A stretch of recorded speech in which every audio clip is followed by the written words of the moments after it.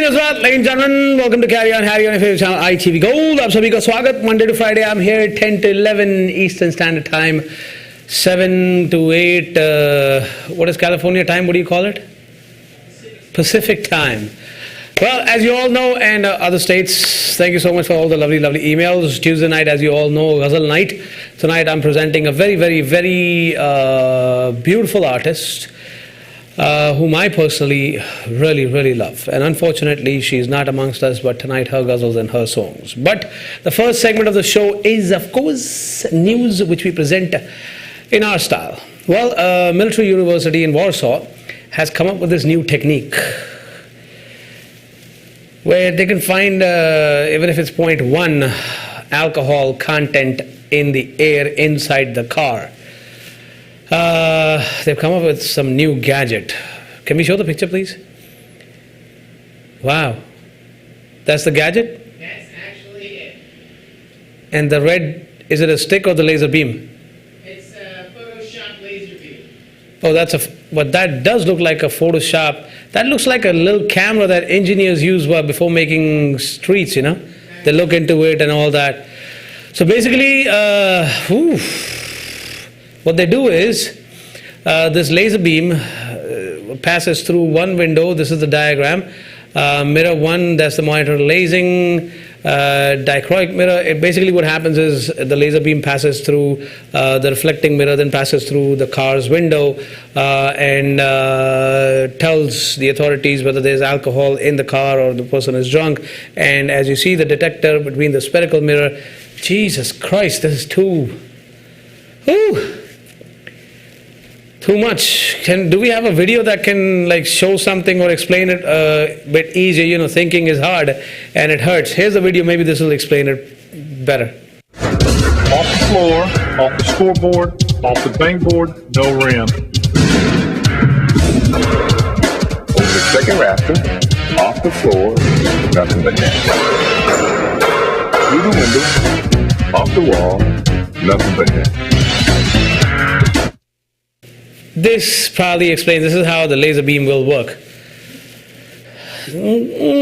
Off the floor, into the glass, into the diaphragmic, whatever that word was, into whatever, you know. This is how they're going to detect.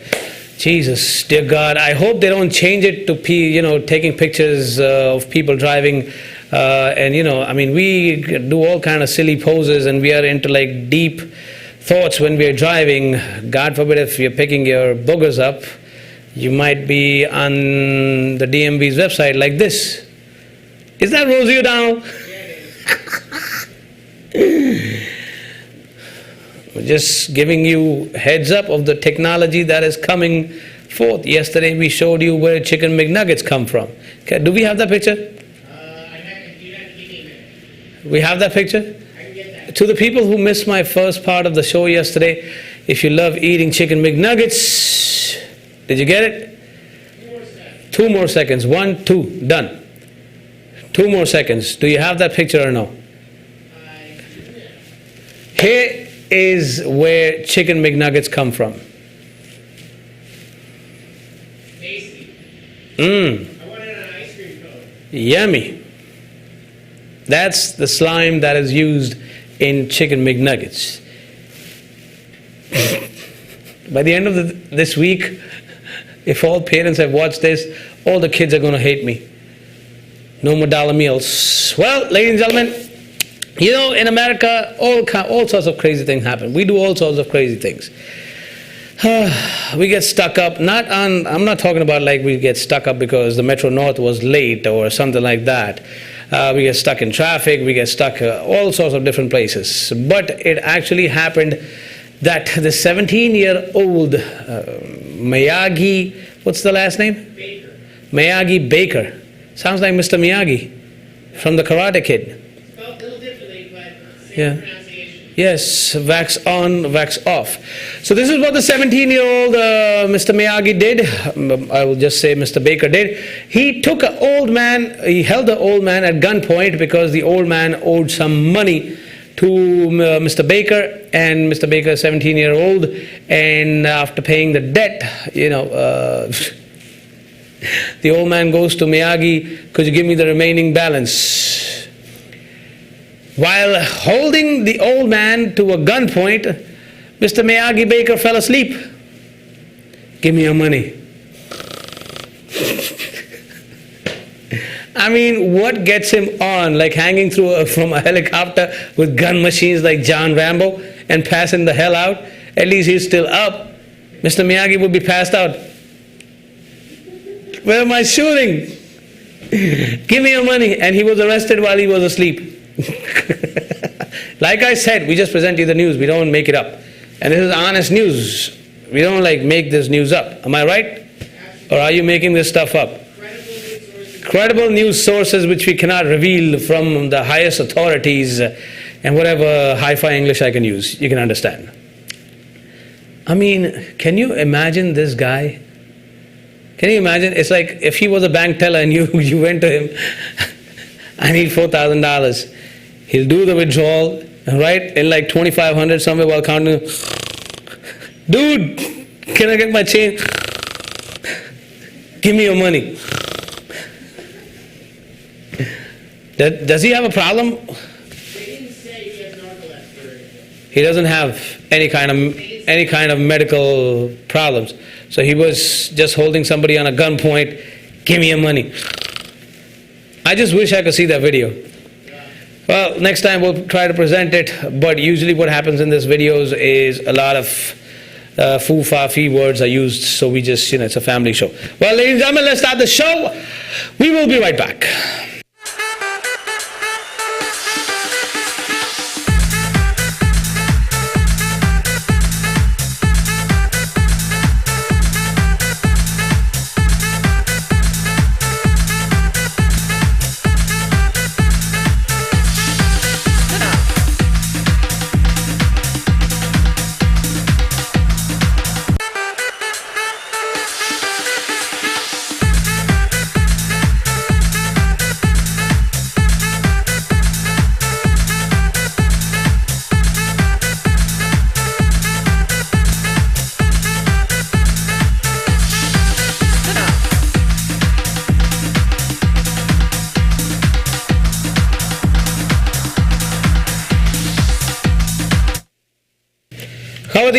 Ladies and gentlemen, welcome back.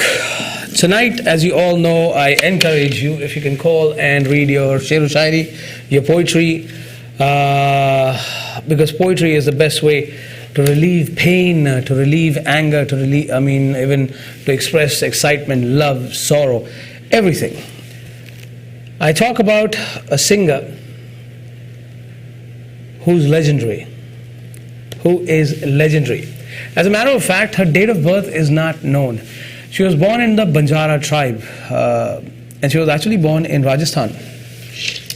Loha village, Tehsil, Ratangarh district, Churu, Bikaner, Rajasthan, to a Banjara family. And a very down-to-earth person, a very, very, very, very down-to-earth person. Beautiful inside and out, beautiful in her words, beautiful in her music. Her father, actually, Haji Muhammad Mushtaq Sahab, was a camel trader. And even though in one of the interviews, Reshma ji says herself that people complained about Reshma ji that bade dard bhare gaane gaate hain aap. And the reason behind that was because she was brought up by her grandparents and not her parents. She was most of the times away earning bread for the family. She's traveled the world. And in the ending, she passed away because of cancer. The only person in Pakistan who helped her was Mr. Pervez Musharraf. In the ending, there was a plot allotted to her, which she never got. There was money allotted to her, which she never received. And then people and artists got together and did whatever they could. But when I show you the videos tonight, and I will try to show you the last picture of Reshma ji when she passed away, you will not believe your eyes. You'll be in a shock, in a state of shock. Because when I had received the information last year, November of, September or October of last year, and I did a show on Reshma ji. It was unbelievable the way she passed away in Lahore, Pakistan, fighting cancer, and she had a smile on her face even when she passed away.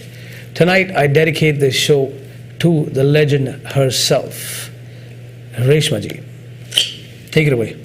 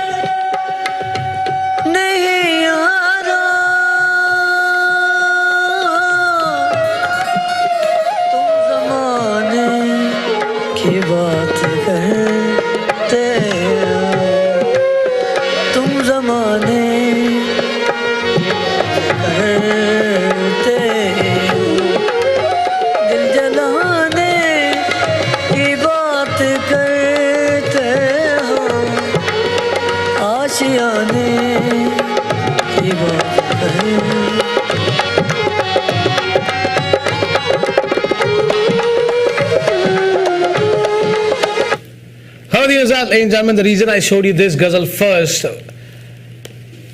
artists like Reshma ji, you see most of the artists that you go and you see, I'm sorry to say this, they usually use DAT tapes, because I've been a sound engineer, I've been a PA guy, a DJ.